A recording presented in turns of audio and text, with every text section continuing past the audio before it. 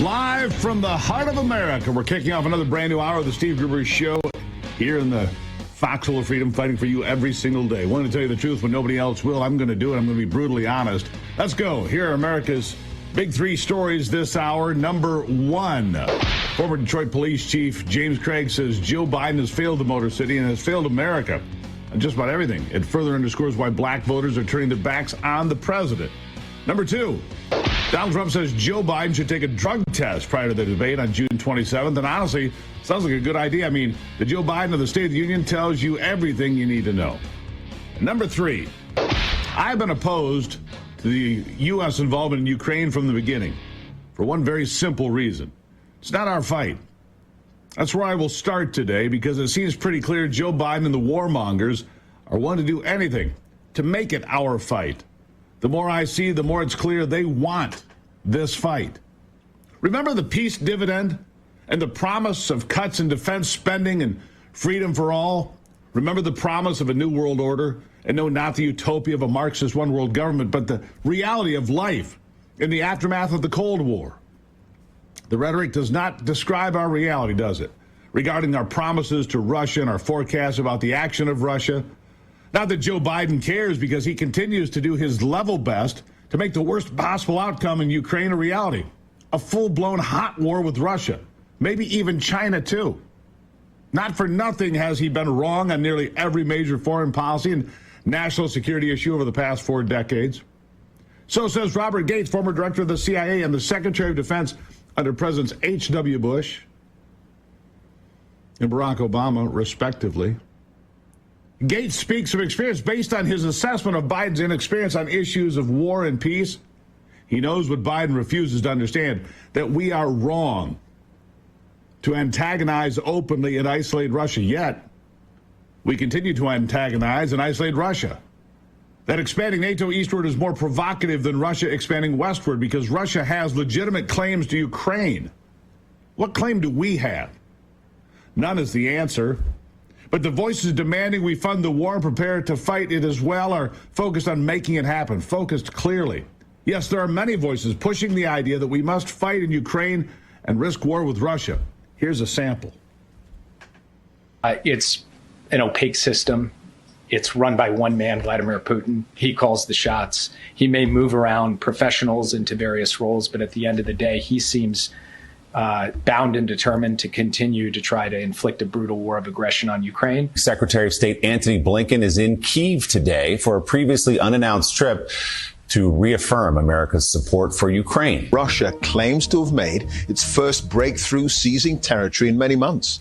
Their advance is towards the country's second city of Kharkiv. This is the map of the battlefield that we've become used to seeing in recent months, with red marking the areas in the south and the east under Russian military control. But now a new front has opened up to the northeast near Kharkiv. 3 of our primary adversaries, Russia and Iran and China, are working together, and they're being aggressors around the globe.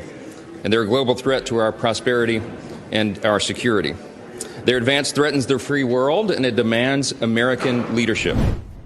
I stand opposed to the war, as I've made clear from day one.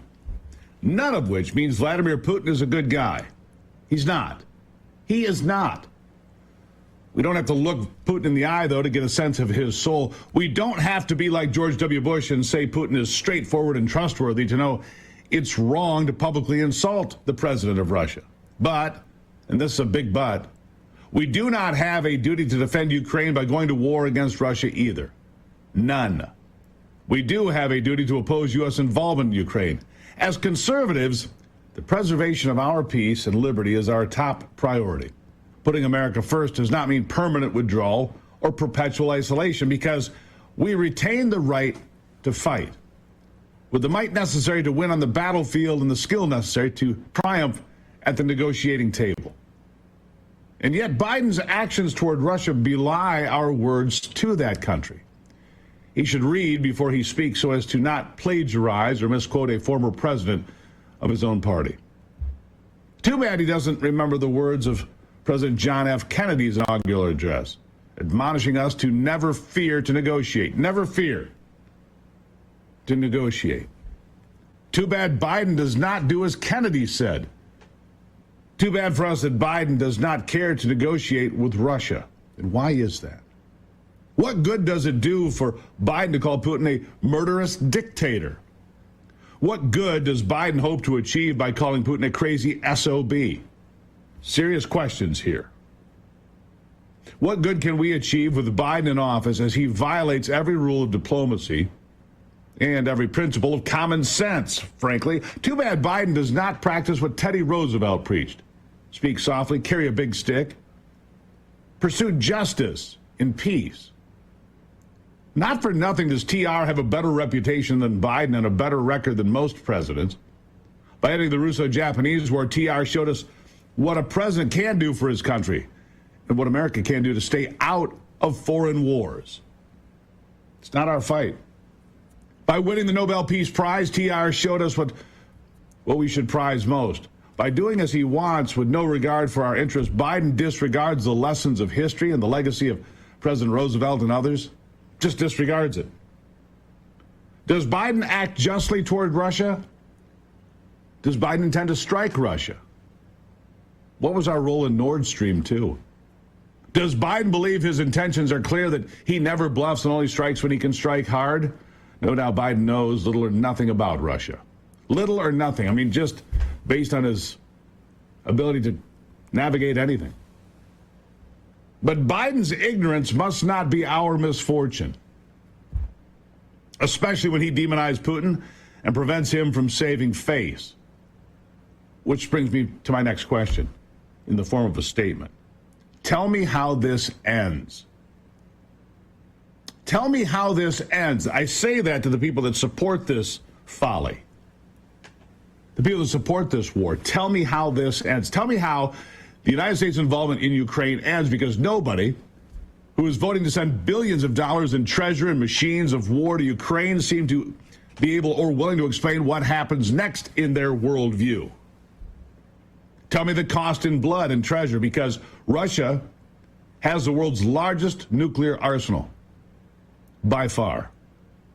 Tell me how we leave Ukraine without losing our honor based on our failures in Afghanistan and Iraq, and yes, Vietnam too. Tell me, please, how war is the answer to our trouble with Russia. We have no interest in Ukraine, that's clear. Russia has no interest in fighting us is also clear. That Biden has no interest in avoiding war with Russia is unfortunately deadly obvious, and more obvious by the day. I want you to think about that question. For those that support this war, this meddling by the United States in Ukraine, for which we have no treaty, no historical alliance, but Russia does. Russia has real historical significance with Ukraine. We don't. Think about how this ends, because that's the single thing they cannot tell us. None of the people you see supporting this, Chuck Schumer, Mike Johnson, any of them, you cannot explain how this ends. I'm going to take a break and let you think about that question.